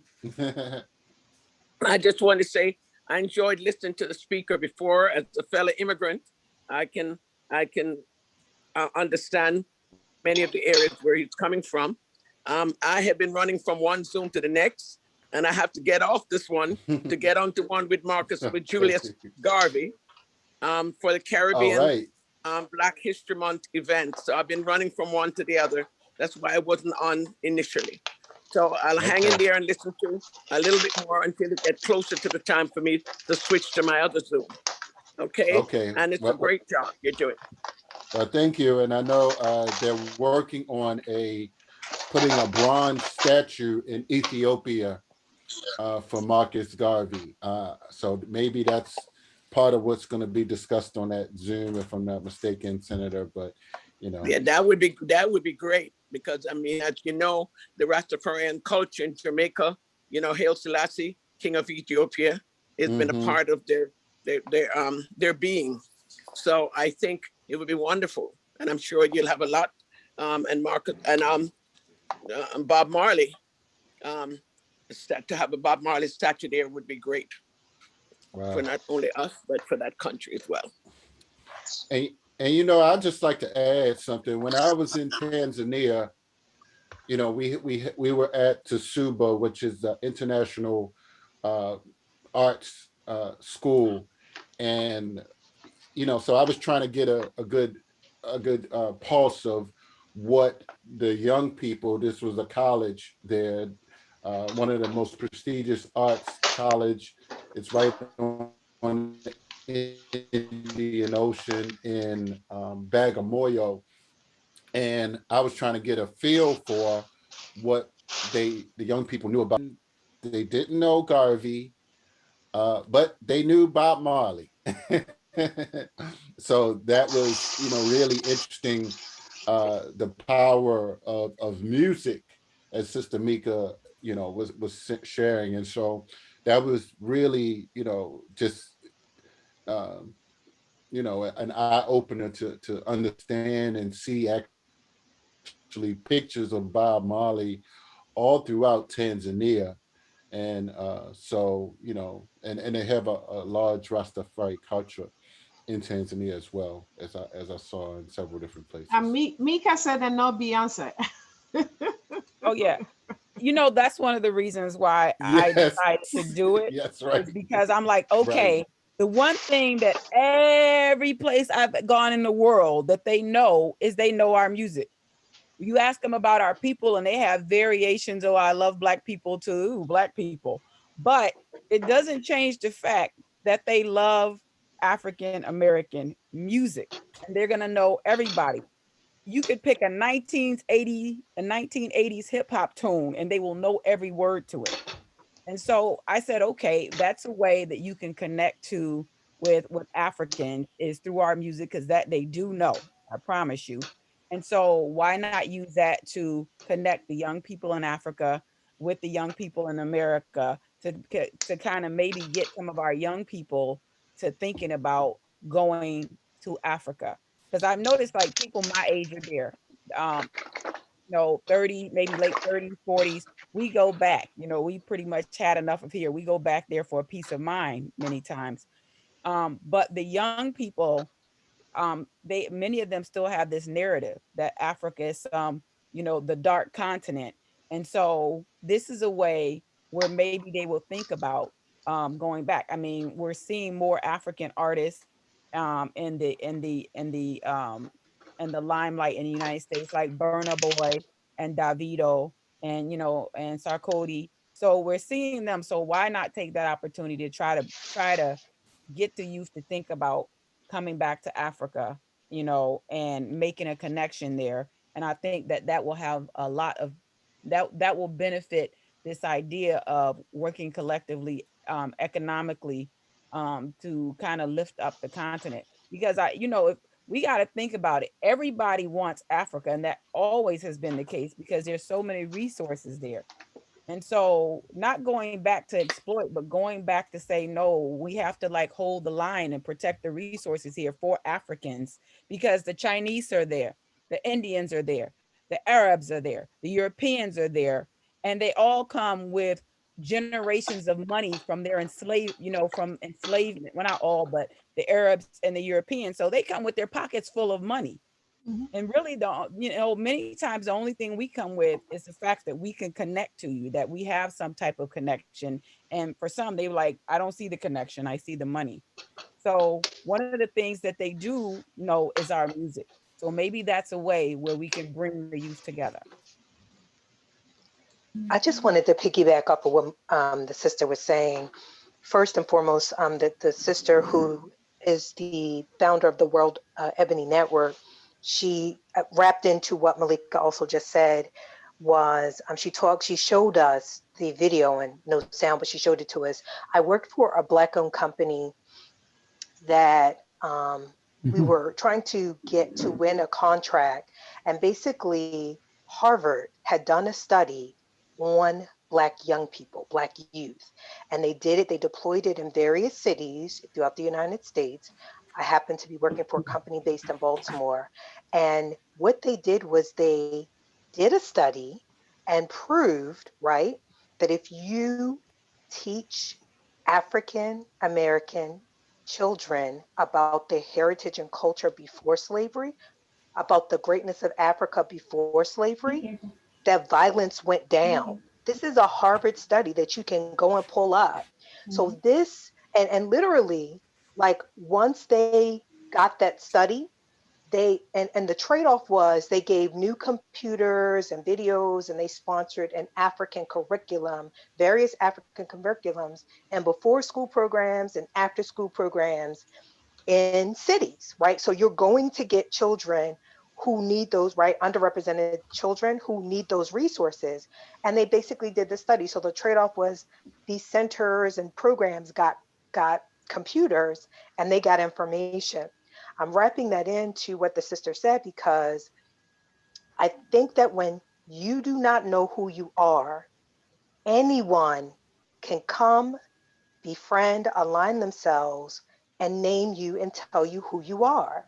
So for Americans of African descent throughout the world, they have named us as criminals, prostitutes, and dregs. Lazy, we have never been any of that, right? We became lazy when we stopped working for free. So to piggyback off of what the sister just said with regard to the music, and there was also a delegate, I want to say his name was Ron Brown, right? Congressman, who actually years ago in the 80s, I want to say, tried to create this exact thing. They tried to bridge African Americans and Africans and trade and commerce. He died, quote unquote, in an airplane accident. So I think if Malika's idea, right, I think it's the easiest way to go in with music, and to reconnect young people, right? Because not just Burna Boy, but Wiz Kid and all these other Afro beats and Afro Caribbean, like African American music, our culture, right? We created the culture in America, the hip hop and just the culture, whether it's rhythm and blues and jazz and those sorts of things. We created culture, and it is always adopted in all areas throughout the world. So I think that going in through music always opens up an avenue, and you springboard it to teach. So I think that's an excellent strategy. I think that people have strategies for us, and we need to figure out how to quickly adopt, and take and benefit from building relationships in African countries, not just one, but as she said, going to various African countries. So I just wanted to piggyback off of what the sister had shared, and also to touch on what Rachel said with regard to, she says that Igbo is a corruption of the word Hebrew. And there are several, there are people who have written books about Africans being Jewish, being the original Hebrew Israelites. And I think that that research is out there, but I agree with the sister. I would love to read her book, because I think that is the truth. In fact, if we are honest, right, the state, quote unquote, of Israel, the country of Israel, again, Europeans are very good for going to countries and carving up countries and giving it to whom they choose. So they carved up the current state of Israel, and had Ashkenazi Jews come back to the area. And even if I don't know if you're a Christian or not, but if you go back and look at the Bible, right, it talked about Paul evangelizing Europeans. He went to Greeks and Romans, which weren't the people, where the Bible or where Christianity was supposed to be taking place. So I think that there is evidence. I think we just need to look, right, and understand who we are. So I'm in agreement with Rachel that Igbos were sold, Hebrews were sold, and I never heard of there actually being advertisement about Hebrews being sold. I would definitely be interested in looking into that. But I think that what the elder was attempting to say when he said that we don't understand our history, me having dating various Africans, I think the thought process is you have to really do some interesting things to a person to come to their country, and you have to do some serious psychological damage to people to come to their country and colonize them. And so while we may say that they don't, for me, um, I believe that they know their history, but I believe that it was distorted, and those who knew the truth, because it was painful, they passed down a portion of it, maybe not the entire truth, and they allowed people to believe certain things so that they could survive, right? Just like many Americans of African descent, we don't talk about the bad stuff. We don't talk about the rape, the internal incest, and all that kind of stuff, or even the things that were done to us to survive, like what a mind has to do to survive torture and captivity. So that's all I wanted to say. I'm gonna be quiet, and I promise I'm not gonna say anything else. Anyway, thanks. Thank you, Tori. No, it's good. And I see we have Baba Chika back, and Sister Rachel. I posted in there where people can get your book as well, and thanks, Sister Darlene, for joining. I know you have to go, and Sister Chandra for joining us as well. And I mean, just acknowledge Dr. Kelly Jabril, that's on here, of course. So just Sister, easy. I'll go to Sister Kelly if you wanted to just say something and introduce yourself, and then we can, kind of recap with Baba Chika. He's the keynote speaker, but he kind of hopped off for a second, but we'll kind of recap with him and allow for him to, catch him up. But if you want to say a few words for what you heard so far, have to unmute, on your lower left hand corner. Okay. Yes, thank you so much for the invitation and this timely and necessary topic. And I'd like to thank Sister Ezzy for the invitation.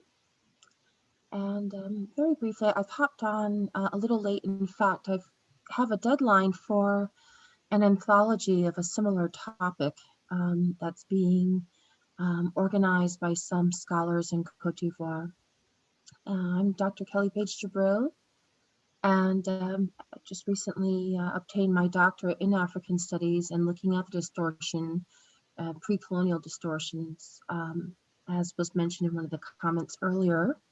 I am African American, but I did find my one of my ancestral villages and was enthroned. So I'm a Queen Mother in Cote d'Ivoire and Ghana. The kingdom is in both countries. So this is certainly something that is quite near and dear to my heart. And often I speak on this topic, but I'm very happy to just be listening and learning. but I would say that this is a part of healing. And the beautiful thing about our ancestors is that there really are clues, and there is evidence, and there is knowledge, and there is wisdom, and there is information that is deeply buried but available if we look, if we seek it, and if we come together collectively to tell the whole story. So I do not believe that all is lost. And I think that we have each endured different kinds of wounds, if you will, and just need to have patience with one another and understand the optics through which we look at things based on how we've been acculturated or what we've had access to or not have had access to. Lastly, I'd like to say that not everyone is ready, and that is okay.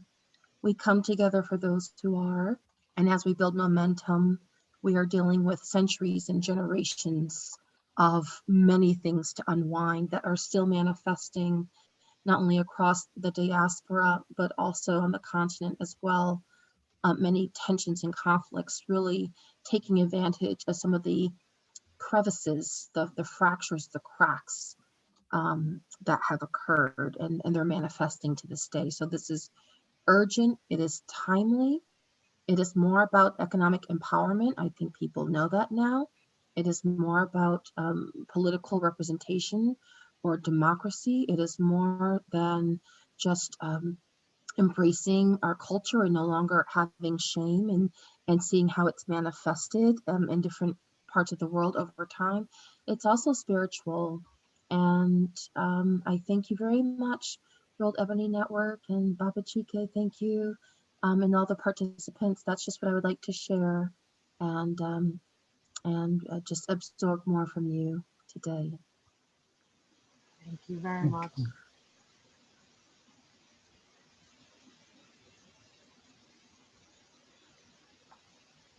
No, so we want to say a few more words and then go to Baba Chika, sister. I guess that's what we can do. Well, she wanted. I know this is supposed to go to 4 o'clock. 4 o'clock. So we certainly appreciate everyone sticking around. And Brother John came in here from the ASCAC group. That's the Association for the Study of Classical African Civilization. And I used to be active in the Baltimore chapter in the Eastern District. That was started by Dr. John Henry Clark and Dr. Ben and Malenga Karenga and Dr. Leonard Jeffries a few years ago. So thank you, Brother John, for listening in. I know you didn't say anything, but we appreciate you coming in here as well. But I'll just mention that there will be some trips to Tanzania in October and South Africa in November. I'll be in both of those locations this year. So I'll just, put that out there. And for those that desire to visit those places, and I'm sure I'll see Mika there. She almost lives there. But we would love to, see Nigeria as well. So that's on the agenda now. So we look forward to that. So if where do we want to go? How do we want to, have Baba Chika address? I don't know if he got Rachel's question before he checked out, or if you want to ask him a question, sister, or give him some closing comments, if you will. Okay, I see you said, okay. You can mention that, sister. I thought he came in. Is he? He's here. Lose him He's here. again? Can you see him? No, he's here. He's under you. Well, he's here. You may not. Can you see him? Oh, You yeah, looking on your. I You have see to put your him. screen up. He's here. Okay, someone else. Okay. Mr. Chike, Yeah. we're waiting for you. Sorry, I couldn't quite hear you. Okay. Could you please repeat what you said?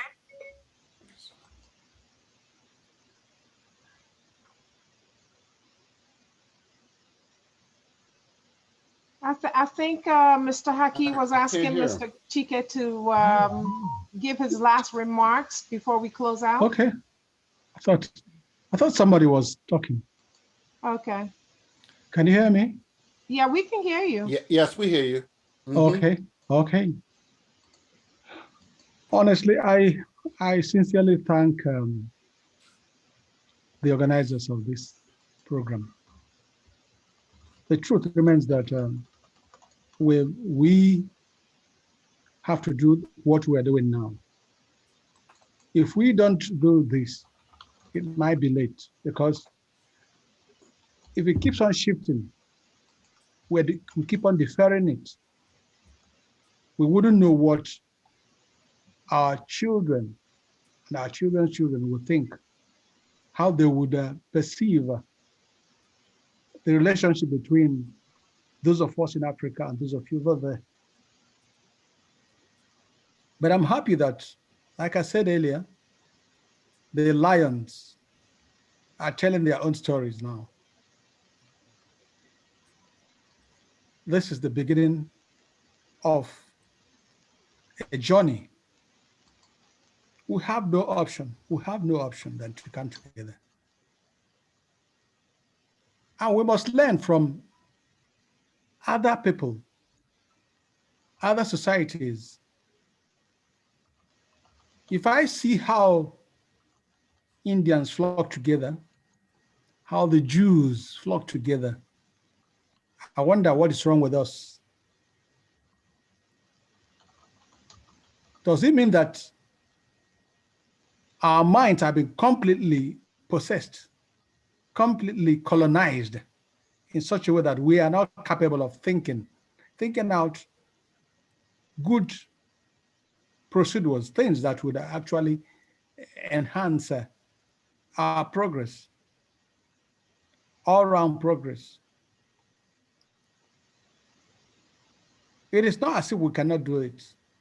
Somebody has to take the initiative, and that is what you are taking in Ebony. Do not relent. There should be more of this.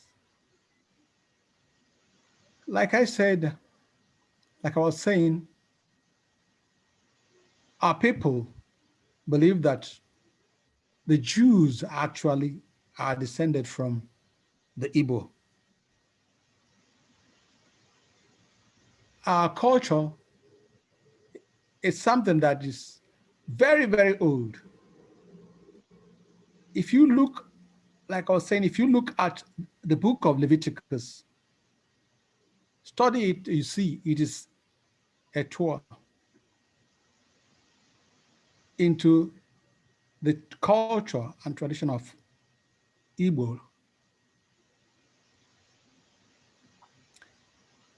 The slavery system in Igbo land was very, very humane. So humane that the slave could become the pillar, the cornerstone of the family that he was sold into.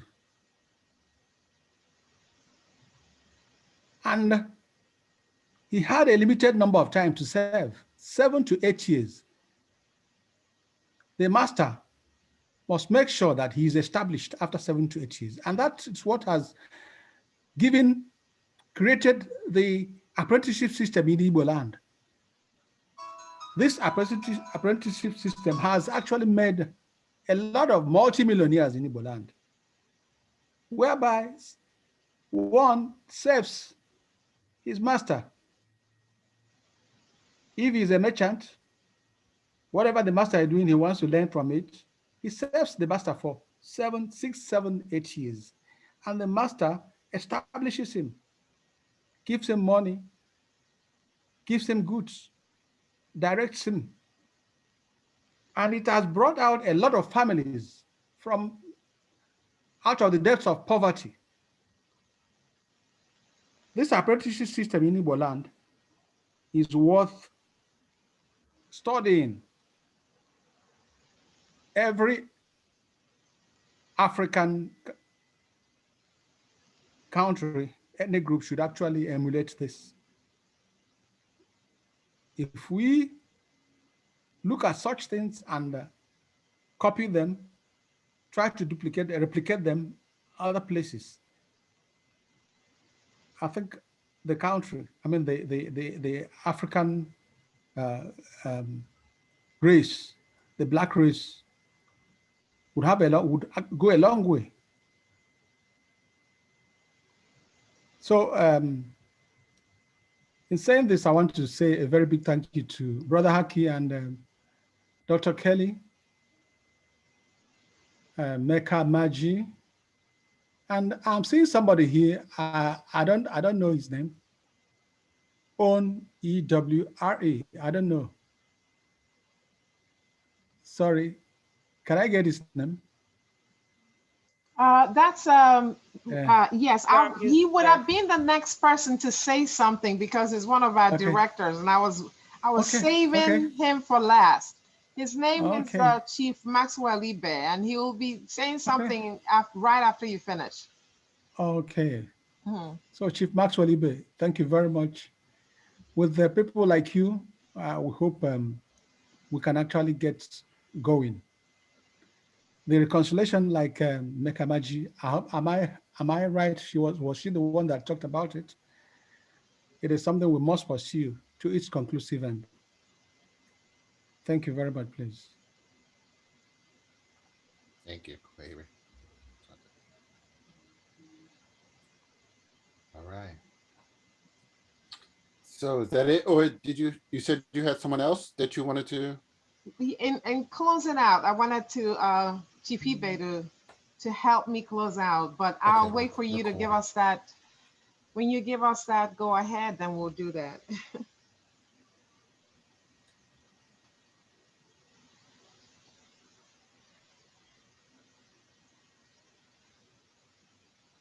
Brother Haki?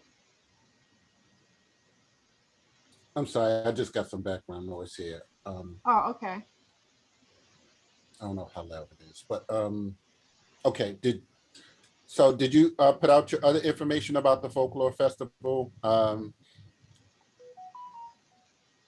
the ethnic folklore festival coming up and other activities, and you can visit the worldebonynetwork.com and / cultural studies experts to participate in that. And several people have expressed that they would like to get a copy of this.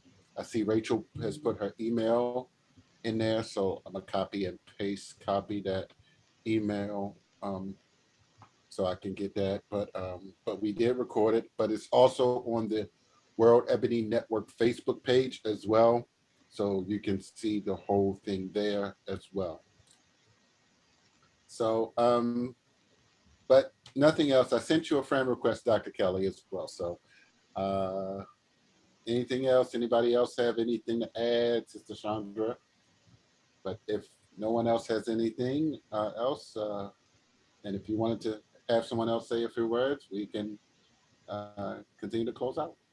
Okay. Well, thank you so very much, our wonderful brothers, Elder Chike Nwaka, the speaker, and Brother Haki. You all did a fantastic job today of continuing this dialogue. It's things that happened with a long time ago, over a period of time. It would take a long time to also get to the point where we can all be comfortable. I'm very positive about that, where we can begin to have, that dialogue, and we can. The world is really getting together as a global village, and the only thing that would help us out is our thought patterns, our mind frame. Like if we're not being selfish about our relationship, and if we're not putting money first, it will work. But if we put money first, it's not going to help us out. It's not going to work. So I just want, that's one of the things that World Ebony Network would like us to take away today, is some of those solutions that can help us out. And I want to use the opportunity to thank our guests. I know this was short notice, but they still have the opportunity to join us today. Dr. Kelly, congratulations on your PhD. Welcome to the club. Yes. There's a lot of work. Senator Pullen, is that her name? Shirley Senator. Nathan Pulliam. Senator Yes, Shirley thank Nathan you so Pulliam. I much think for she's not. joining us. Thank you, Brother Haki, for bringing her, because I know you were the one that brought her. And my sister, Miss Wilson, you just heard it during the event, and you showed up, and we're so grateful. There's so many people here that if I were to thank them all for everything, for being here, we will be closing later than I would like for us to close. So I just want you to, want you to know that we appreciate you. We've provided the link, and we would love for you to please go. And if you're a historian, we're looking for historians because we've got to tell our story. No, if we do not tell our story, it will change. So go to the website, fill out your form. It's a very short form. Just tell us who you are. Tell us your organization. That's why we're a network, so that we can do a lot of collaborations. So having said this, we're looking for help for the festival. Is going to be a virtual festival. Last year, we only did one segment of it. That was Chinua Achebe segment. And we started Chinua Achebe Day. I don't know how many of us know who Chinua Achebe is, but he's the father of African literature. My family had the opportunity to live in the same university environment that he lived in, him and his family. In fact, my dad was the animal scientist that worked with that they used to consult on their goats. So they're very close to us. But I'm very happy that they gave World Every Network that opportunity to declare a Chinua Achebe Day, which is June the 17th. That's the first day, the day that Chinua Things Fall Apart was published. And that's not to say we don't recognize his other books. We do. We would also discuss his other books in our book club, but that Things Fall Apart is very profound in understanding our identity, the way that he told our story. So that's why we're leveraging that date.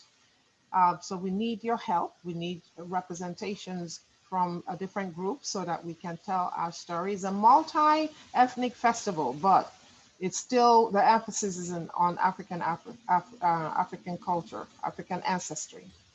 So having said this, I just want to say have a happy Sunday, and I would call on one of our directors, a seasoned lawyer. His name is Chief Maxwell Ibe. He's a retired lawyer, but he was the Justice of Peace. And we glean from him customary law as well as international law. He's he's an encyclopedia, actually. And so I'm so excited that he's humbled himself to work with little us. And I would like for him to use at least 2 minutes or so to close out this event. Mr. Chief Maxwell Ibe. I think you have to unmute yourself. Let me unmute you.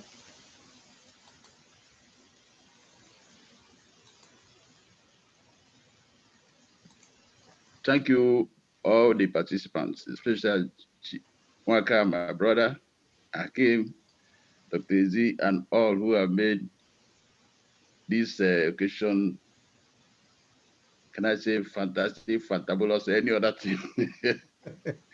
But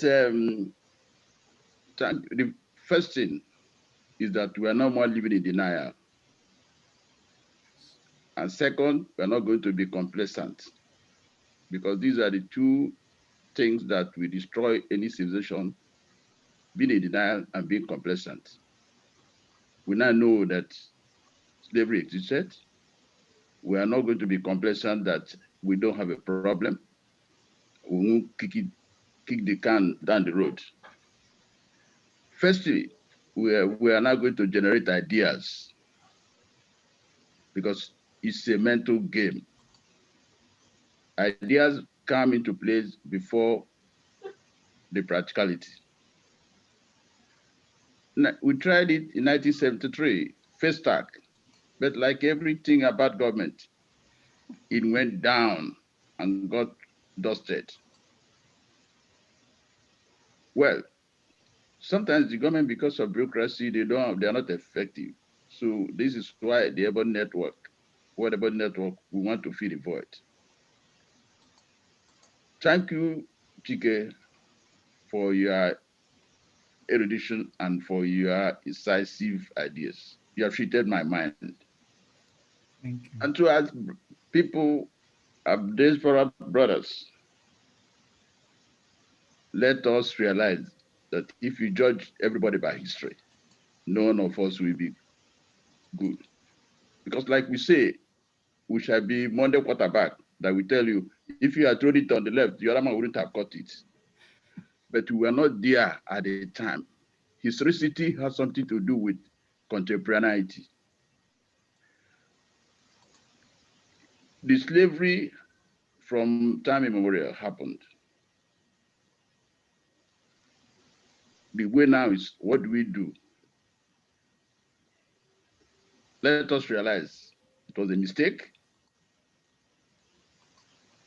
If we keep on, who is to be blamed, we won't solve the problem. So our target is which way forward? We have to operate with a diaspora economy.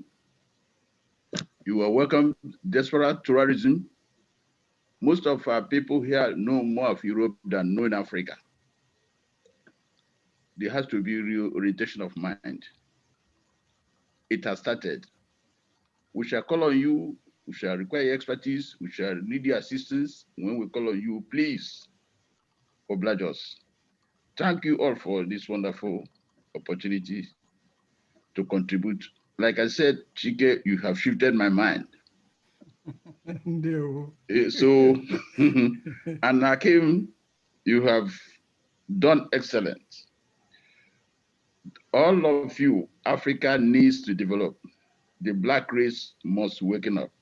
Diaspora economy, diaspora engineering, diaspora science. This is a challenge which we must start. We must do, and we have to start it. It must be started. Thank you all for all your contributions, and may God give you the wisdom which comes on high to proceed in this journey. It's a collective journey. Let us put our shoulder to the wheel. Thank you. God bless. Thank you, Asante. Thank you. And Mr. Haki, if you will allow me to say save the one of the best for the last, and that's your book. You wouldn't do all of this work, and then I wouldn't let you leave here without talking about your book. And I really, so let me share that page and encourage people to go to your website and purchase your book.